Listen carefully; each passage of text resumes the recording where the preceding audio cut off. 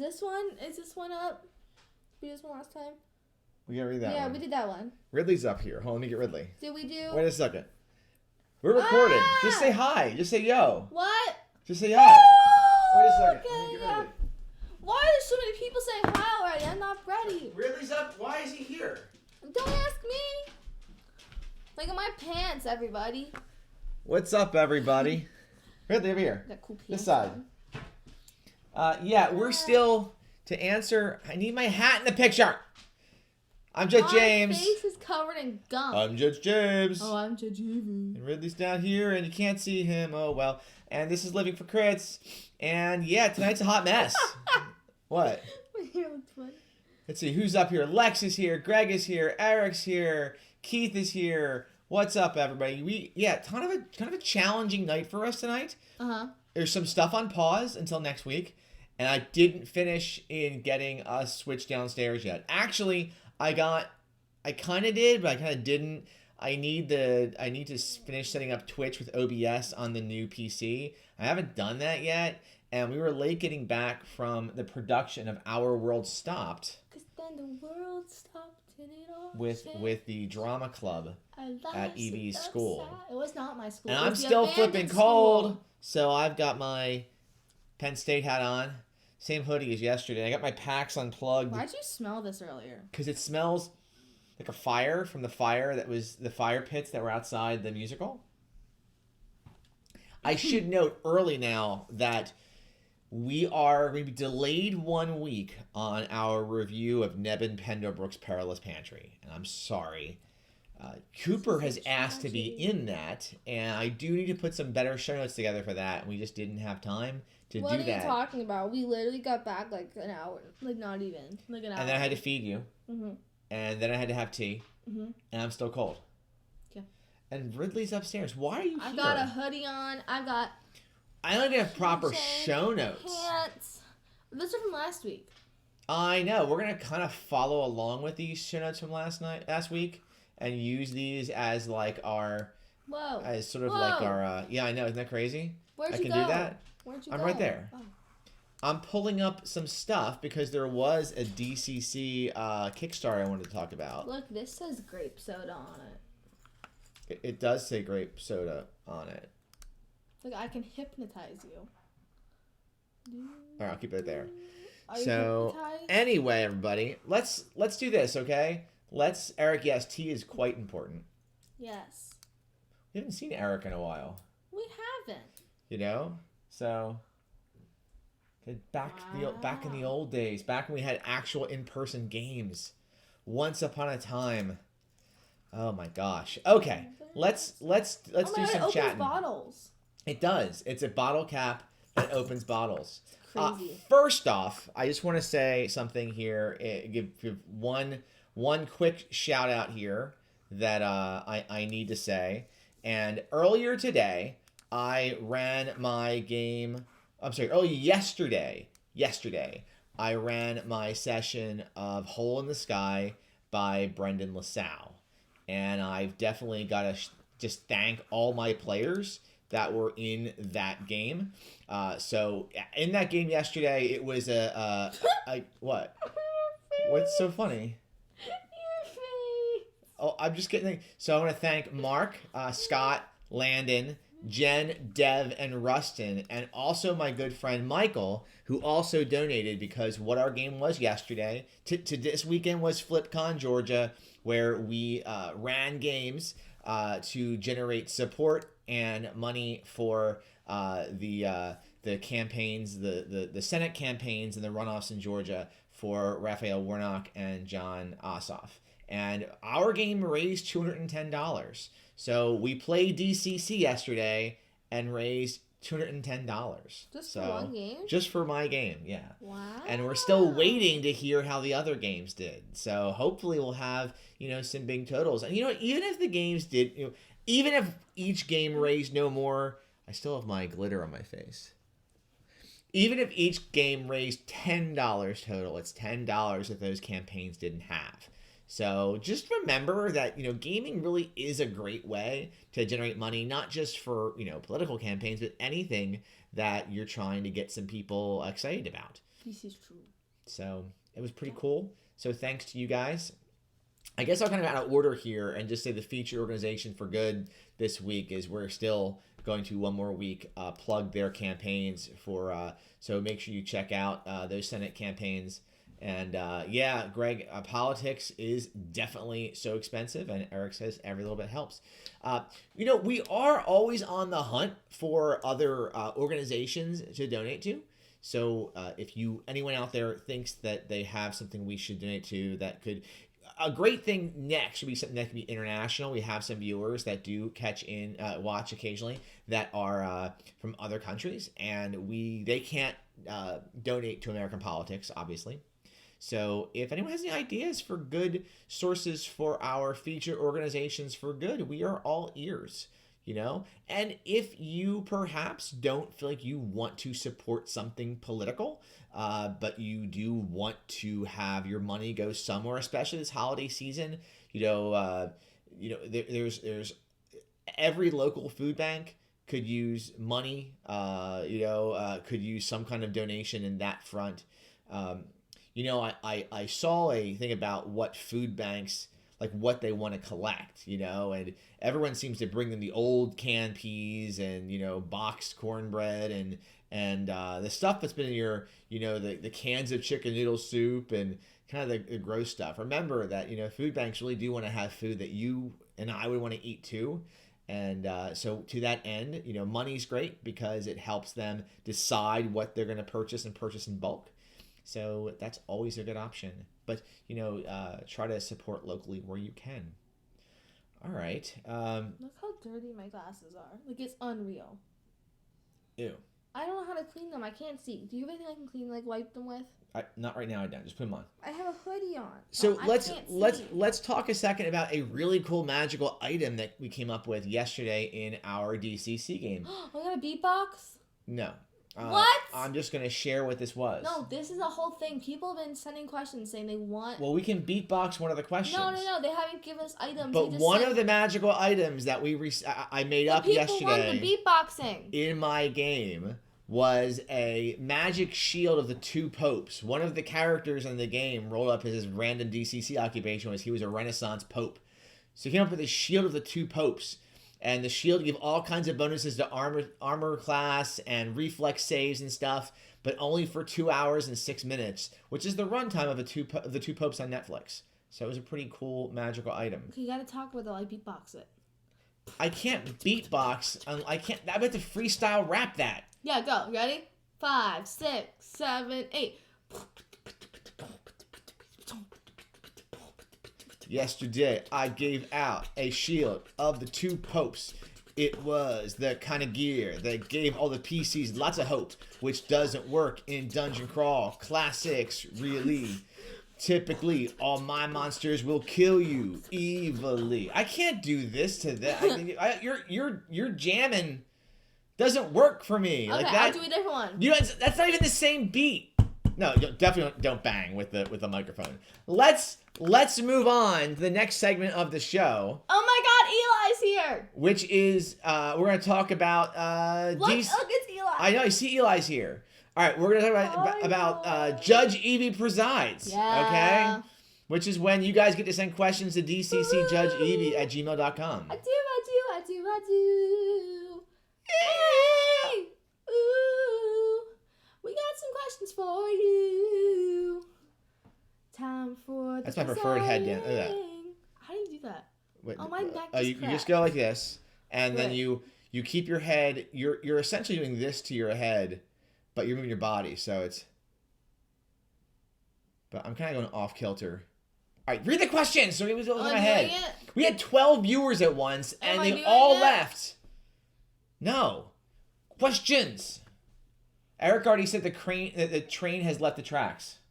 Question. Sorry, I was into my beatbox, not beat, but the First question. limitations. First question.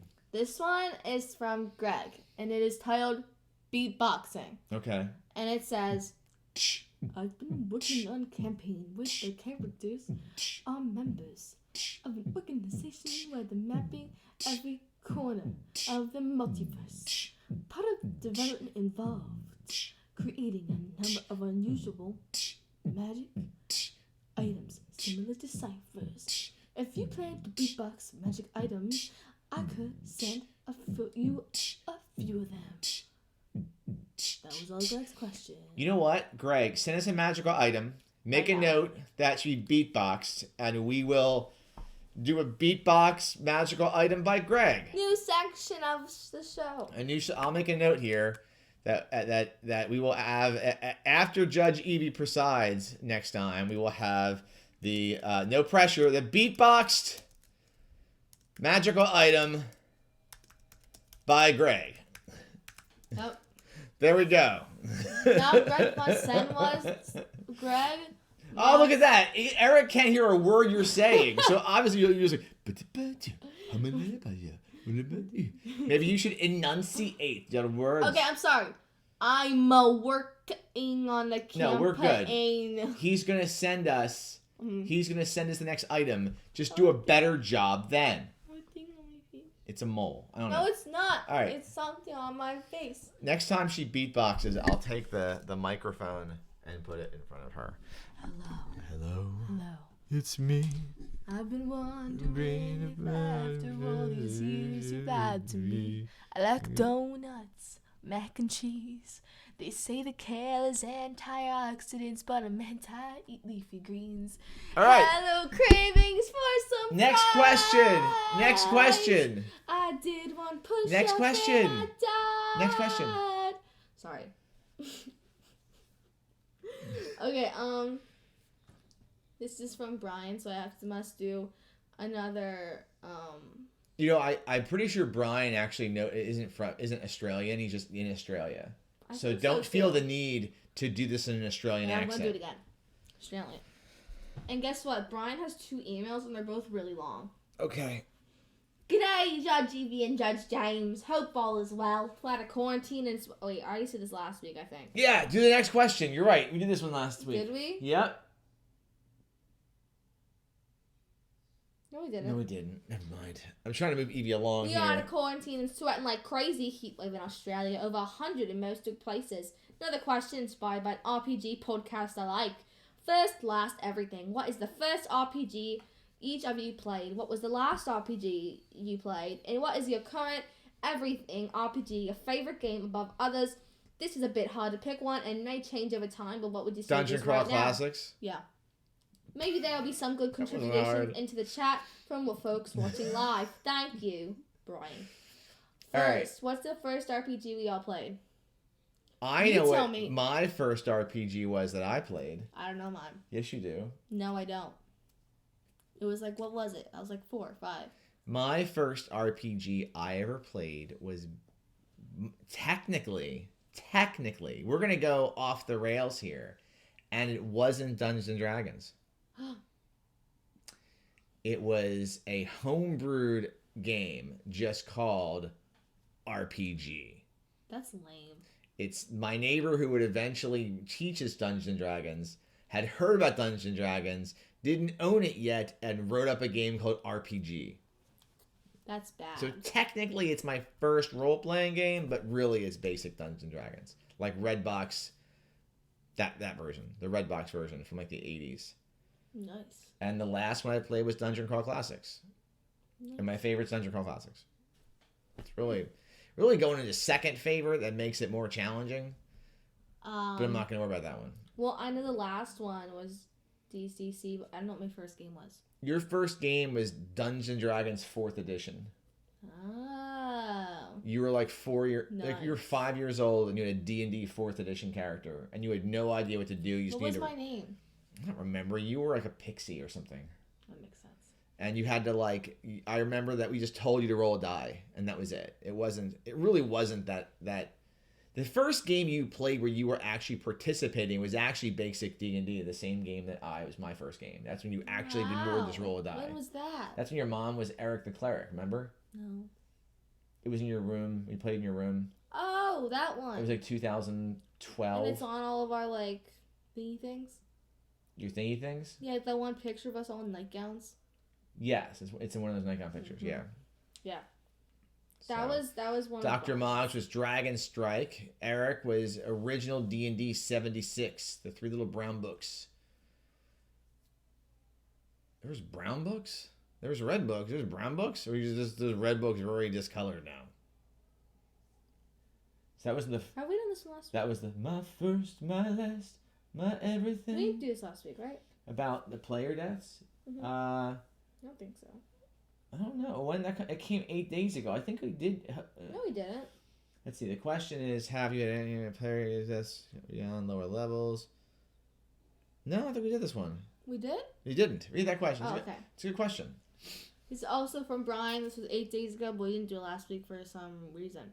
But we're going to do it today because we don't have a major topic today. It's just the show. Yeah. Today is just this. Yep. Send in questions. Beatboxing. Yeah, send questions in the chat. Stuff to do. You could stream chat stuff to us and we'll do that, okay? All right, go ahead. Yeah. I'm afraid that I asked that. We should ask the shrubs what to do. No. No. Oh. Just don't ask the shrubs. Ask the shrubs. Don't ask the shrubs what we should do. Eli stopped watching. Really? No, I don't know. Go do the next question. Eli's probably one of the people that left. Do the next question. Okay. Aloha, Judge Evie and Judge James. Have you enjoyed the holiday weekend? Oh, hope you enjoyed the holiday weekend. We are out of quarantine enjoying the hot weather in Brisbane, Australia. Did I say that right? I think that's at Brisbane. Or I don't know. What has a beat? Brisbane. Okay. Questions for your consideration. 1. Have you run any campaigns with a player character death once... Ow, my toe got stuck. Have you run any campaigns with a player character death once characters have gotten beyond lower levels? Yep. 1 to 3. If so, have you allowed folks to introduce a new character to the campaign to keep playing? Yep. So you want to answer this? You haven't run a campaign past that level, so... I don't know what you're talking about. We are at first level. Doing great. Okay. Mm-hmm. You had your third game last night, right? Yeah. And it's still going strong? Yeah. You're having a good time? I think so. Sweet. Eli can confess. Something I do in my DCC games, I'm doing it with my Sunday group right now, is for Dungeon Crawl Classics, I allow, if I'm running it as a campaign, I typically have each player with multiple characters. Kind of like how Dark Sun was in AD&D 2nd Edition. Every player has a character tree. And with whoever 0 levels die, obviously they're first level, they have a first level character to the funnel. And I will usually run additional funnels as the campaign's going to give them additional leveled characters. And then they get to every adventure swap out who they use.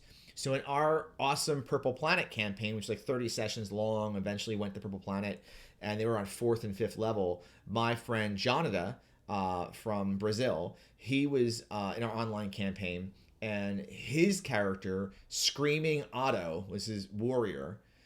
His character unfortunately died fighting the big bad great mother Orm, the giant purple worm, in the end of that adventure, and he was killed in that battle. What was that? Just my email. Wow. So that kind of sucked, but it was also a pretty epic way for him to go out. I will say that if we kind of ended the campaign after then. We've had some, a couple like a one shot or two since then.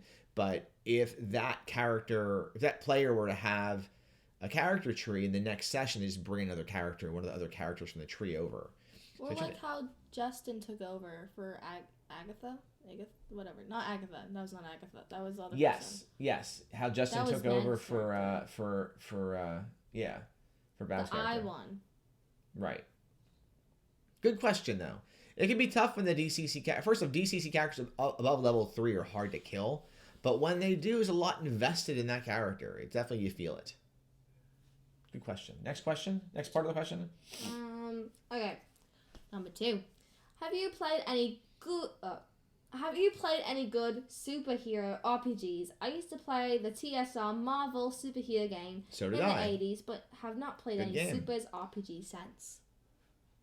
It's funny they say that because there is that Kickstarter of Heroes of the Cypher System. Ooh. And actually the last superheroes game I played was a Cypher System superhero game run by Judge Mark. And I have no idea. Have you ever played a superhero game? I don't know. You actually have. I have? You have. Does our Disney one count? No, I ran a DCC superheroes game one time. It was a one shot. When? I don't remember. It was a few years ago.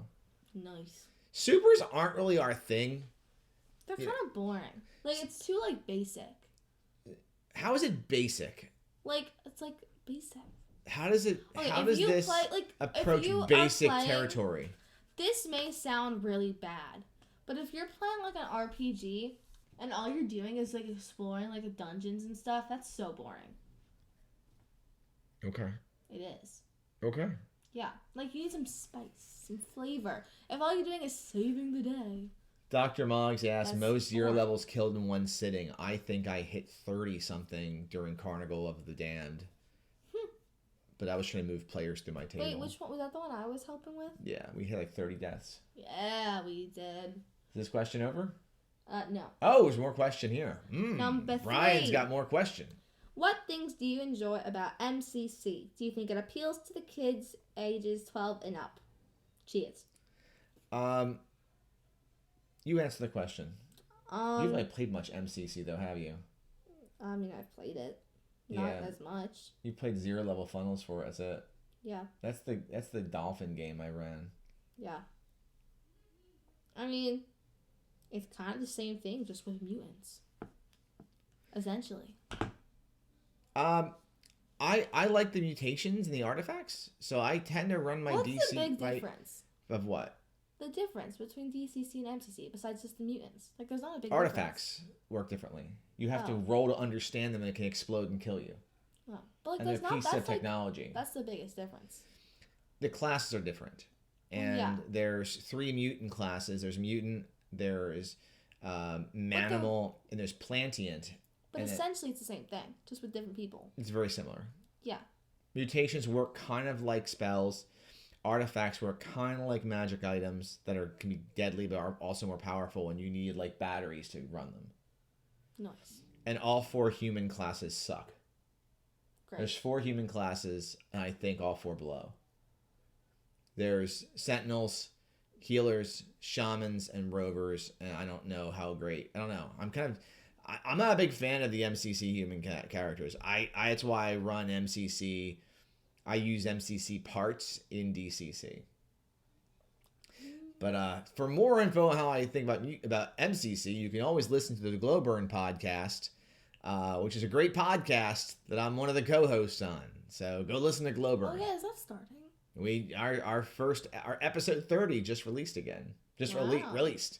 Not again, it just released. What even happened to it? Like, why did it go away?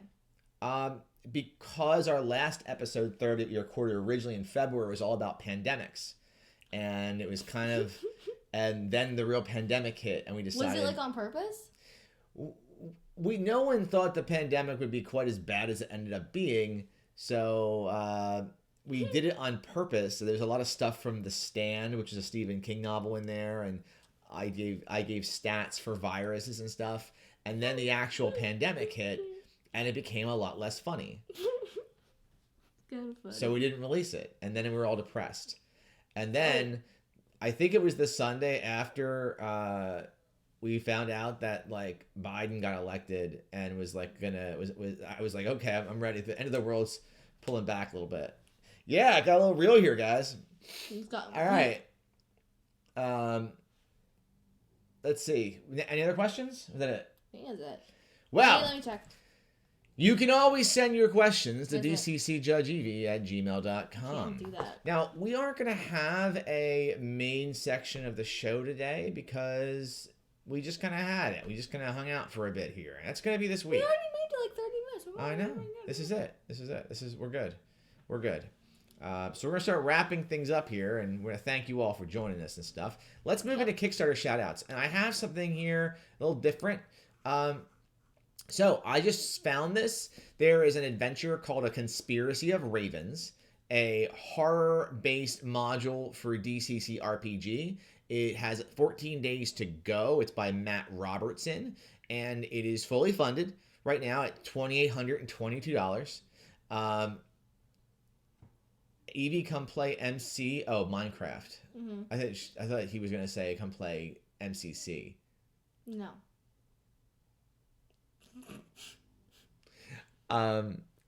And this adventure, Conspiracy of Ravens, is a horror adventure that looks pretty cool. If you played as zero level funnel or as a first level adventure, and the funnel the players have multiple characters, they're townsfolk with no special abilities or skills.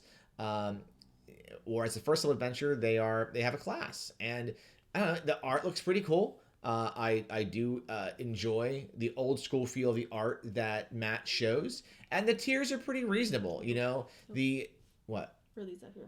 The $13 Kickstarter level gives you a PDF and a soft cover print. So and the $18 level gives you a hardcover print, I believe, a foil cover. I'm sorry, a foil cover print. But yeah, I mean that's kind of a great deal. $13, new module by an indie author. You know, go for it. Why not? So that is that. I already discussed our feature organization for good when I gave one more thing off to Warnock and Ossoff's campaigns. And you know, road crew shoutouts. I don't have anything right now. I am still tweaking what I'm running for. I'll say.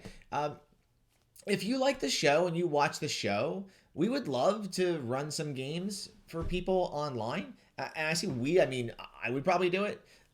But if you're a fan of the show and want to play with us on Zoom, you know, hit us up.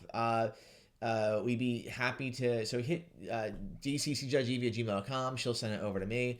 And you know, I would put a Zoom game together for people. I'd be happy to do that. You know, especially a lot of you that are here frequently. You know, so Dr. Moggs and Lex and Greg, Eric.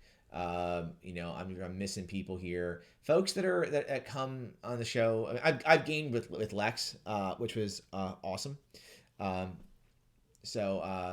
You know, but yeah, I mean, we would love to play with more of you all out there. So, you know, hit us up and we'll put together some games, especially since I'm trying to get through all of my modules.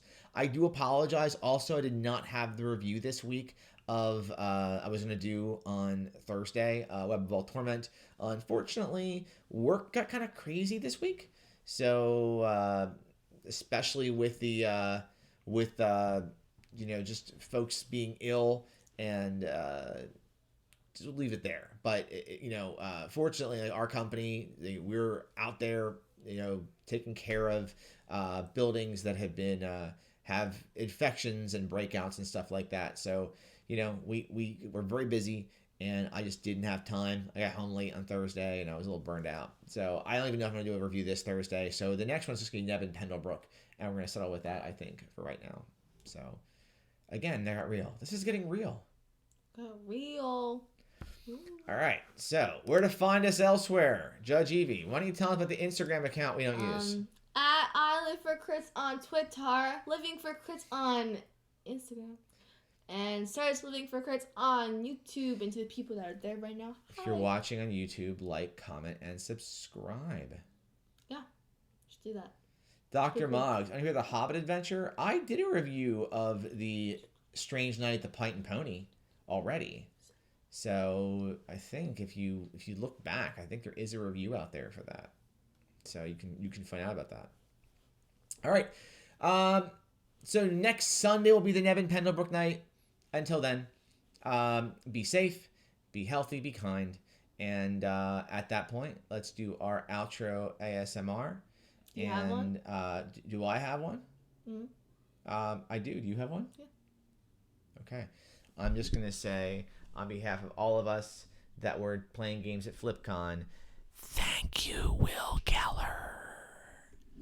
Wait, we can't see ourselves. Wait a minute. I really actually don't have one, so like, I'm just cool like that. I do, but it's kind of stupid, and I just want to go, hi, Eli. Bye, Eli. But hi, because I'll see you in like 5 seconds. Good night, everybody.